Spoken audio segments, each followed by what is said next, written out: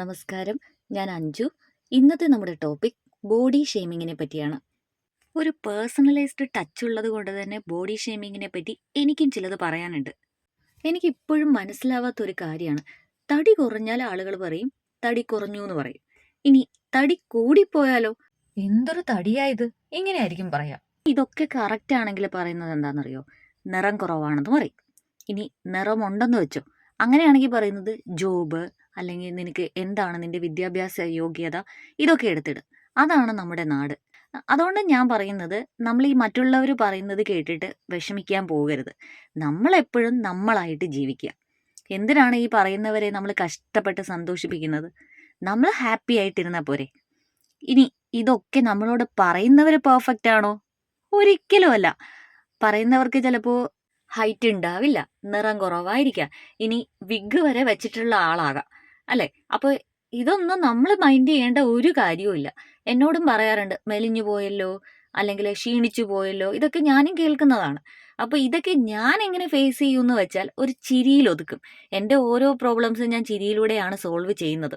So എനിക്ക് നിങ്ങളോടും പറയാനുള്ളത്, നമ്മളെ പുച്ഛിക്കുന്നവരെ ഓർത്ത് നമ്മൾ വിഷമിക്കാൻ പോകരുത്. അതെല്ലാം ഒരു ചെറു പുഞ്ചിരിയിലൂടെ നേരിടുകയാണ് നമ്മൾ ചെയ്യേണ്ടത്. ഇത് കേൾക്കുമ്പോൾ നമ്മുടെ മനസ്സിൽ തോന്നാം, നമ്മൾ ആരെയും ബോഡി ഷേമിങ് ചെയ്യുന്നില്ലല്ലോ എന്ന് വിചാരിക്കാം. പക്ഷേ നമ്മൾ അറിയാതെയും നമ്മൾ അങ്ങനെയൊക്കെ ചെയ്യാം. മനഃപൂർവ്വം ചെയ്യുന്നവരും ഉണ്ട്, ഇല്ല എന്നല്ല.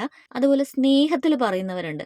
ഇപ്പോൾ തടിയൊക്കെ ഓവറായി കഴിഞ്ഞാൽ പറയുന്ന കേൾക്കാം, അയ്യോ മോളെ ഫുഡ് ഒന്ന് കൺട്രോൾ ചെയ്യണേ എന്ന് പറയാം. അതുപോലെ മെലിഞ്ഞവരോടാണെങ്കിൽ നല്ലോണം ഫുഡ് കഴിക്കണം, ഇങ്ങനെ പറയുന്നവരും ഉണ്ട്. ഇനി കളിയാക്കി പറയുന്നവരും ഉണ്ട്. അപ്പോൾ അതൊക്കെ ഒരു വലിയ മിസ്റ്റേക്ക് തന്നെയാണ്. നമ്മൾ മറ്റുള്ളവരെ അവരുടെ ലുക്സിന്റെ ബേസിലായാലും കളറിന്റെ പേരിലായാലും, ഇനി ഫീച്ചേഴ്സ്, ബോഡി ടൈപ്പ്, ഇതൊക്കെ തെറ്റ് തന്നെയാണ്. ഇതൊക്കെ നമുക്ക് കൂടുതൽ നമ്മുടെ ഫാമിലിയിൽ നിന്ന് തന്നെ പലപ്പോഴും കേൾക്കാറും ഉണ്ട്, അല്ലേ? എൻ്റെ കാര്യം തന്നെ എടുക്കുകയാണെങ്കിൽ, എൻ്റെ സൗണ്ട് കൊള്ളില്ല, ഞാൻ ഒരുപാട് മെലിഞ്ഞിട്ടാണ് എന്നൊക്കെ എനിക്ക് ഇങ്ങനെ വീട്ടിൽ നിന്ന് തന്നെ ഞാൻ കേട്ടുകൊണ്ടിരുന്നതാണ്. എൻ്റെ അമ്മ എപ്പോഴും പറയുന്ന കാര്യമാണ്, എൻ്റെ സൗണ്ട് കൊള്ളില്ല. മറ്റു കുട്ടികളെ വെച്ചിട്ട് കമ്പയർ ചെയ്തിട്ട് പറയും, എന്ത് സ്വീറ്റ് അവരുടെ വോയിസ് കേൾക്കാൻ. അപ്പോൾ എൻ്റെ മനസ്സിലുണ്ടായിരുന്നു, ഓ എൻ്റെ സൗണ്ട് കൊള്ളില്ല. അതുകൊണ്ട് തന്നെ ഞാനൊരു വോയിസ് നോട്ട് പോലും ഇടാത്ത ഒരാളായിരുന്നു. ഇതൊക്കെ കേട്ട് കേട്ട് എനിക്ക് തന്നെ ഒരു തിങ്കിങ് ഉണ്ടായിരുന്നു, ആ മണ്ട wait, I don't look beautiful, ഇങ്ങനെയൊക്കെയായിരുന്നു എൻ്റെ തിങ്കിങ് എന്ന് പറയുന്നത്. അപ്പോൾ ഇത്രയും ബോഡി ഷെയ്മിങ് ഒക്കെ കേട്ട് കേട്ട് എൻ്റെ മൈൻഡിൽ അതങ്ങ് സെറ്റായി എന്നുള്ളതാണ്. ഡിബേറ്റ് ആയിക്കോട്ടെ, പ്രസൻറ്റേഷൻ ആയിക്കോട്ടെ, ഇനി ഇതൊക്കെ ഞാൻ ചെയ്യാറുണ്ട്. അപ്പോഴൊക്കെ എൻ്റെ മൈൻഡിൽ എൻ്റെ ലുക്സിനെ കുറിച്ചായിരുന്നു. ഓ, ആൾക്കാരെന്നെ ശ്രദ്ധിക്കുന്നുണ്ട്, ഞാൻ സ്ലിം ആണല്ലോ, അവരെ തമ്മിൽ പറയുന്നുണ്ടാവും ഈ കുട്ടി എന്ത് സ്ലിമ്മാ, ഇങ്ങനെയൊക്കെ പറയും എന്നുള്ള ഒരു ചിന്തയായിരുന്നു. എൻ്റെ ലൈഫ് തന്നെയാണ് അതിന് ഒരു ബെസ്റ്റ് എക്സാമ്പിളായിട്ട് ഞാൻ നിങ്ങളോട് പറയുന്നത്. കാരണം ഞാൻ ഏറ്റവും കൂടുതൽ വെറുത്തിരുന്നത് എൻ്റെ സൗണ്ടായിരുന്നു.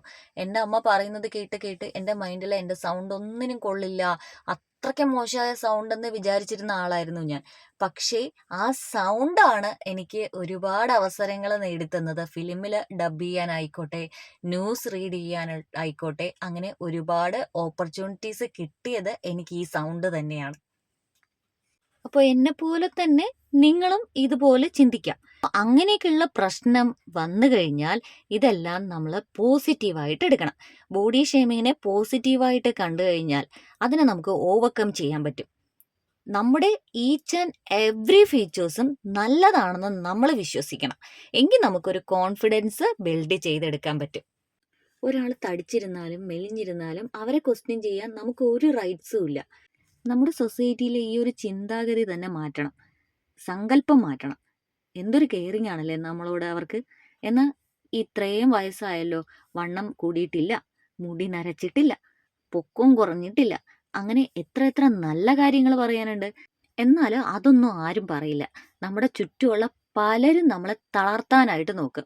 അപ്പോൾ മറ്റുള്ളവരുടെ അഭിപ്രായങ്ങൾ നിങ്ങളെ തളർത്താനുള്ള ഒരു അവസരമാക്കി നിങ്ങളതിനെ മാറ്റാതിരിക്കുകയാണ് ചെയ്യേണ്ടത്.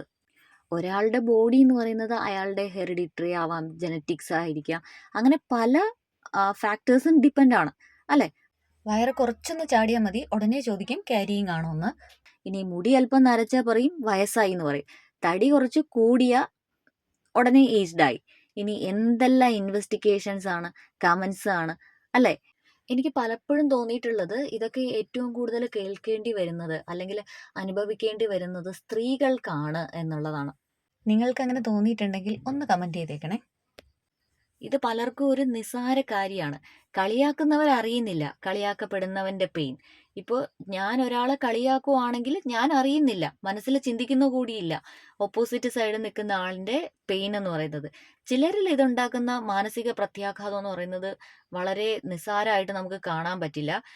ചിലപ്പോൾ ഭയങ്കരമായിട്ട് തന്നെ അവർക്ക് ഗുരുതര രോഗം വരെ ആവാം. ജീവിത ശൈലിയെ തന്നെ അല്ലെങ്കിൽ ജീവിതത്തെ തന്നെ ബാധിക്കുന്ന ഒന്നാണെന്ന് തന്നെ പറയാം. ക്രമേണ ഒരു വ്യക്തിയുടെ അവന്റെ സെൽഫ് കോൺഫിഡൻസിനെയും സോഷ്യൽ ലൈഫിനെയും ഒക്കെ അത് ബാധിക്കും. എപ്പോഴും പരിഹസിക്കപ്പെടാനുള്ള സാധ്യതയിൽ ഒരാളിൽ ഭയം സൃഷ്ടിക്കും. അതുവരെ വരാം. ക്രമേണ അവനോട് തന്നെ ഒരു വെറുപ്പ് തോന്നാം. അങ്ങനെ ഒരു അവസ്ഥയിൽ എത്തിപ്പെടും. തുടർന്ന് അവന്റെ മനസ്സിലൊരു അപകർഷതാബോധം, പിന്നെ അതുപോലെ വിഷാദം, ഇതിലൊക്കെ എത്തിച്ചേരാം.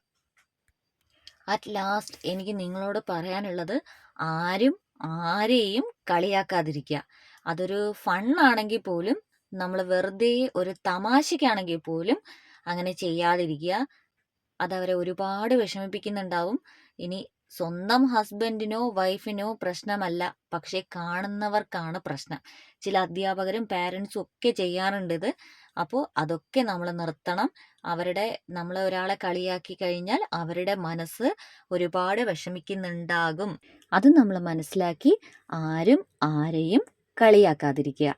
ഇനി ഇതൊന്നും അറിയാതെ, അറിഞ്ഞുകൂടാതെ, അല്ലെങ്കിൽ അറിഞ്ഞിട്ടും അറിയാത്തതുപോലെ മനഃപൂർവ്വമായിട്ട് നമ്മളെ കളിയാക്കുവാണെങ്കിൽ, so we ready to reply.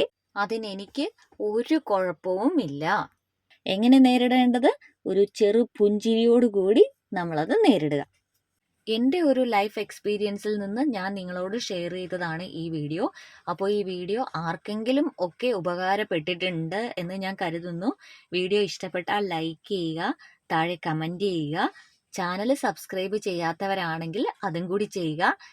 ഇനി ഈ വീഡിയോ ആർക്കെങ്കിലും ഷെയർ ചെയ്ത് കൊടുക്കാൻ ആഗ്രഹമുണ്ടെങ്കിൽ അതും ചെയ്തു കൊടുക്കുക.